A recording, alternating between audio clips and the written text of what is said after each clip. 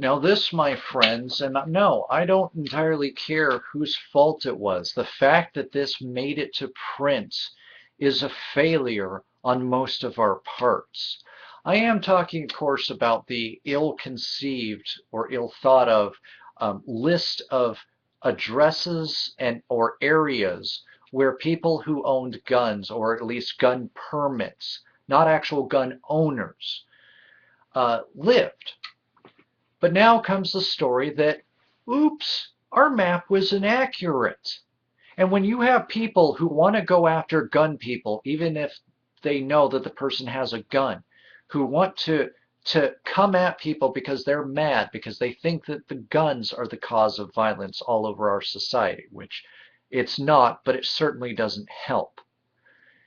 To create a hysteria and to do so with an inaccurate map, it just shows how ill-conceived this was from the start. Newspapers' gun map woefully inaccurate, but that's due to data handed over by the Rockland County, explains paper. In other words, this was a bad idea, but we're going to pass the buck and act as if this had any semblance of sanity to it, that this was warranted in any way, shape, or form, and that our failing wasn't that we did it, it's just that it was inaccurate. Screw you, by the way.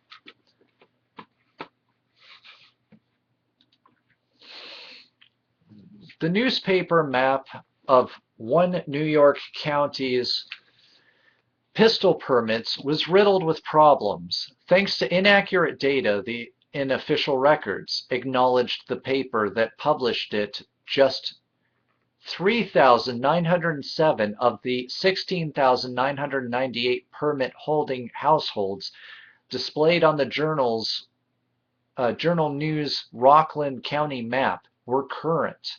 The rest were classified as historical, with no update in the past 5 years, explains Rockland's county clerk.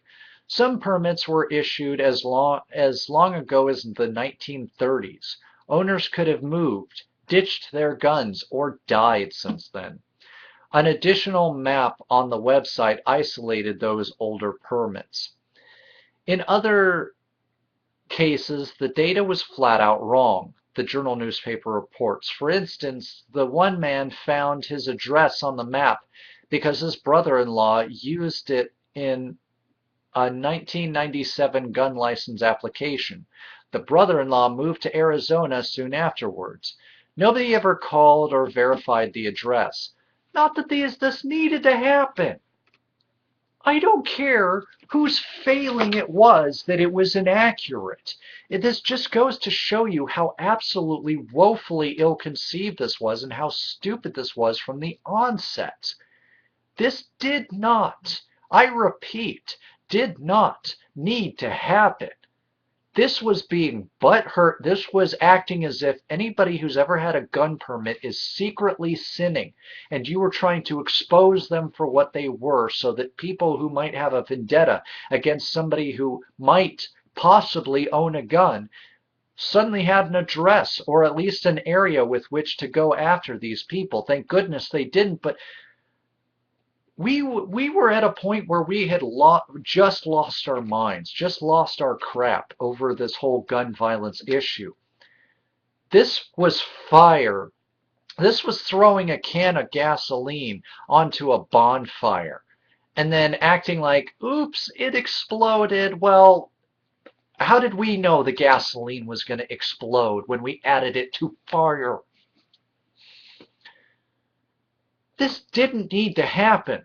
This was as disrespectful and as unhelpful as anything that the NRA had said or anything the pro-gun lobbyists had said following the Sandy Hook shooting, which, by the way, was oftentimes a response to your dumb butts out there who used the not even cold dead bodies of these children as a political platform against guns and now against video games and everything else that has nothing to do with this shooting. taking the responsibility away from everybody except for the actual shooter, who, as I've said, I'm trying not to name anymore because I don't want a name to live on in infamy. I don't want people thinking that they have anything to gain by causing mass murder and being remembered and being pseudo famous. I'm sorry, you're not going to get that here.